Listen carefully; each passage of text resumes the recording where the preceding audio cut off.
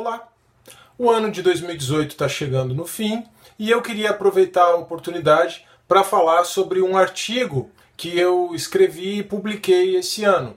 E o título do artigo é exatamente o título deste vídeo. Então este vídeo aqui é uma forma de divulgar esse artigo e divulgar também o livro no qual esse artigo foi publicado. O livro é Questões Sociais e Jurídicas na Efetivação da Democracia no Brasil, e o título do artigo é A Falência da Social-Democracia Brasileira. Eu sou meio doido, sim, um procurador do Estado libertário tem que ser maluco. Eu sou meio maluco, então num livro em que está discutindo as questões relativas à implementação e à efetivação da democracia no Brasil, eu escrevi um artigo dizendo está tudo errado e está tudo indo para o brejo. E de uma certa forma, esse artigo que foi escrito no começo do ano, o livro foi publicado na metade do ano, e eu palestrei no dia do lançamento do livro. A palestra foi uma palestra sobre o libertarianismo, e ela está aqui no canal, vai aparecer aqui, e eu vou deixar o link também aqui embaixo, mas esse artigo foi um tanto quanto profético, porque o que eu quis profetizar ali, ou demonstrar ali, é que o Estado brasileiro, sim, está quebrado, todo mundo sabe. Eu quis demonstrar, num primeiro momento, as causas dessa falência, né, as causas dessa bancarrota do Estado, e quis também, a partir dessa consideração dessas causas, abordar possibilidades para o futuro. Então, já que o nome do artigo era A Falência da Social-Democracia Brasileira, eu terminei o artigo falando da concordata, utilizando uma figura jurídica que existia até 2005 aqui no país, a concordata do Estado brasileiro. Em que sentido? No sentido de apreciar e demonstrar a adoção de algumas medidas que já começaram a ser implementadas e que apontavam para a diminuição do Estado num futuro próximo.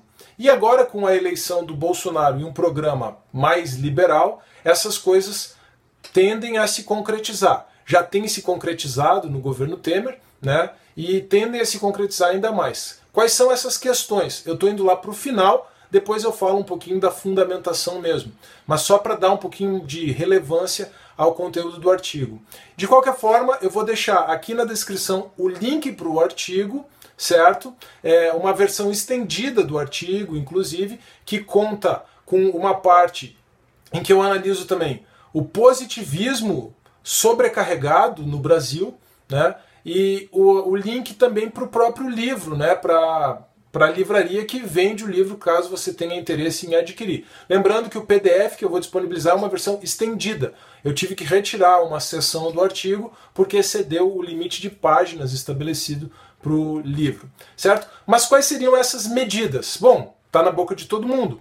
São a privatização, de um lado, a terceirização da atividade fim, por isso o caráter profético, né? No meio do ano, o STF, no meio do segundo semestre agora, o STF declarou constitucional a terceirização da atividade fim, e logo em seguida o Temer editou um decreto regulamentando a terceirização da atividade fim na administração pública.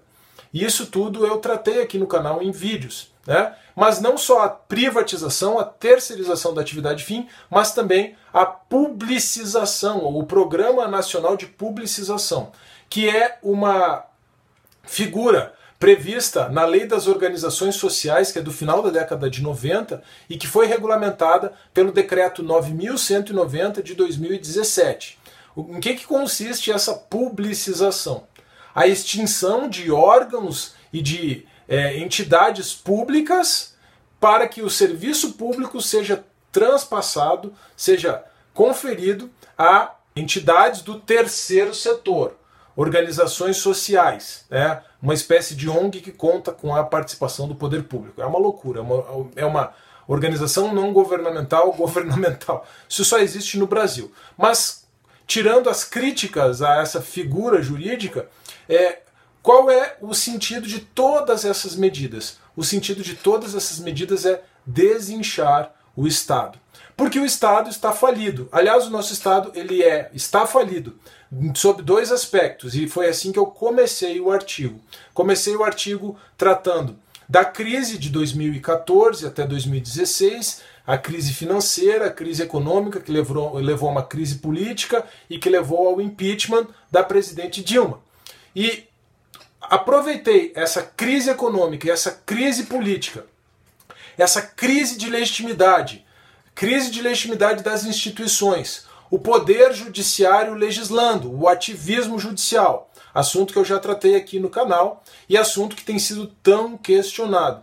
Todas essas coisas para demonstrar, primeiro, que o nosso Estado, por meio do intervencionismo econômico e da expansão do crédito, vai gerar, de fato, ciclicamente crises. Usei a Escola Austríaca de Economia, usei a teoria austríaca dos ciclos econômicos para demonstrar isso. Mas, além disso, o nosso Estado ele não é só falido do ponto de vista econômico, ele é falido também do ponto de vista ético. Usei o austro-libertarianismo, a teoria libertária, o raciocínio a priorístico do libertarianismo, usei o manifesto libertário, usei a ética da liberdade, usei democracia, o Deus que falhou, uma teoria do socialismo e do capitalismo para demonstrar isso. E a principal questão, o principal déficit ético do Estado é realmente a violação ao princípio da não agressão e, no caso específico da ética libertária, como desenvolvida pelo Hoppe, esse foi o assunto do último vídeo aqui do canal, a ética argumentativa hoppiana, né? Então, o déficit ético do Estado está na contradição performativa de violar sistematicamente a autopropriedade das pessoas, a propriedade privada das pessoas e a liberdade negocial. Aqui, o vídeo sobre a ética hoppiana serve como ponto de auxílio.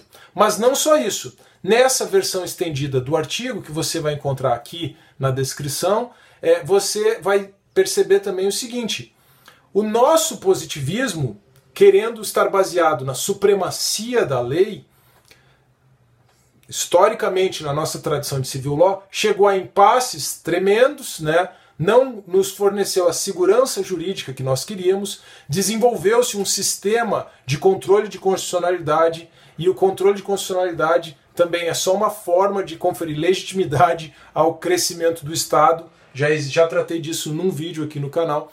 Então, desenvolveu-se um sistema de controle de constitucionalidade, desenvolveu-se um sistema de observância de precedentes, e tudo isso com o STF também atuando cada vez de forma mais proativa e com os ministros do Supremo cada vez caindo mais na desgraça da população, né? Tudo isso demonstra a falência total das instituições.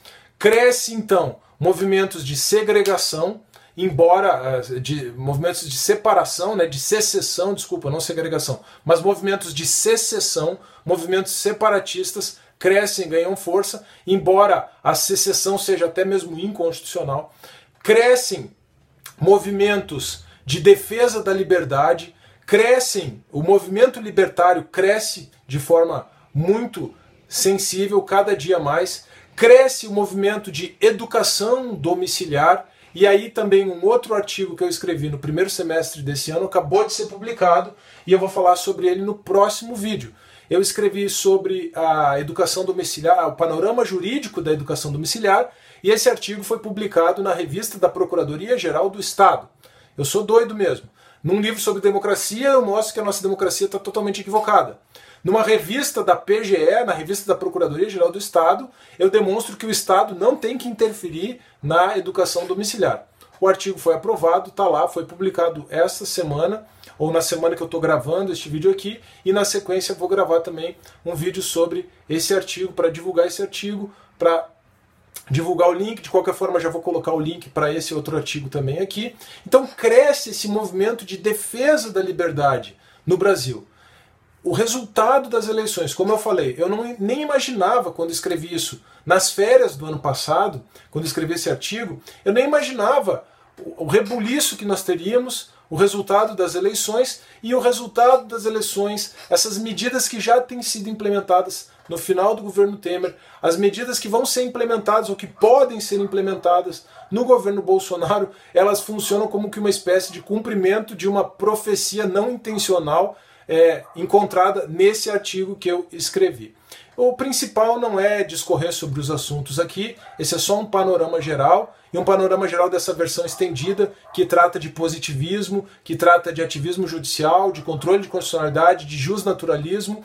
Então, se você quiser conferir com os seus próprios olhos, né, conferir por você mesmo, dê uma olhada no artigo, vou deixar o link para o PDF no Google Drive aqui na descrição, lembrando que eu vou deixar o link também para o livro, né, para a livraria que está vendendo esse livro aqui na descrição, assim eu divulgo e prestigio também o trabalho da comissão organizadora lá da Unifacear, da faculdade na qual eu dou aula, e o próximo vídeo que eu vou gravar nesse encerramento de ano vai ser para divulgar esse segundo artigo, que de qualquer forma vai ficar aqui na descrição também, sobre o panorama jurídico da educação domiciliar no Brasil. Espero que você aproveite a leitura do artigo, caso tenha ficado curioso. Espero que você tenha gostado desse vídeo, que pelo menos esse vídeo e esse artigo sirvam para despertar a sua curiosidade, sirvam para despertar a sua reflexão para esses temas, para que nós possamos de fato construir um ambiente de defesa efetiva da liberdade num futuro próximo aqui nesse país. Um forte abraço, não se esqueça por favor de deixar o seu like no vídeo, de compartilhar esse vídeo, de se inscrever no canal e até a próxima.